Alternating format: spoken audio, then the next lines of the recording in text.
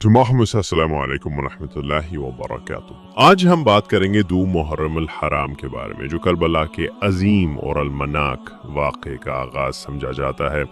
दो मुहर्रम 61 हिजरी को हज़रत इमाम हुसैन अपने अहले बैत और वफ़ादार साथियों के साथ करबला के मैदान में पहुँचे। इमाम हुसैन मक्का से कूफा की तरफ जा रहे थे, लेकिन रास्ते में यजीदी फ़ौज ने उनका रास्ता रोक लिया। खुर बिन यजीद रियाही, जो यजीदी फ़ौज का कमांडर था, इमाम हुसैन को करबला के मैदान में ठहरने पर मजबूर कर देता है। 80 दिन इमाम हुसैन और उनके साथियों ने वहाँ अपने खेमे लगाए। यही वो जगह थी जहाँ तारीख की सबसे बड़ी कुर्बानी का सिलसिला शुरू होना था।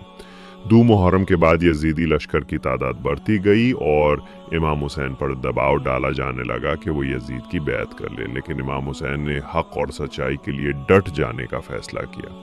अहले बैत के बच्चों की प्यास के हवाले से नरम अदासर उस दिन से पानी बंद करने की मंसूबाबंदी शुरू हुई और इमाम हुसैन के खेमे वालों के लिए मुश्किलात बढ़ने लगी। ये दिन हमें याद दिलाता है कि जुल्म के सामने झुकने के बजाय हक पर कायम रहना ही असल कामयाबी है।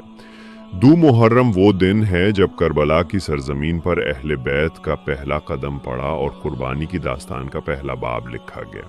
आए उस दिन को याद रखते हुए अपने ईमान को मजबूत करें और इमाम हुसैन की कुर्बानी को सलाम पेश करें। या हुसैन, हक के लिए जीना, हुसैन से सीख। अगर आपको हमारी ये वीडियो पसंद आई हो तो इसे लाइक करें, शेयर करें और हमारे चैनल को सब्सक्राइब करना ना भूलें।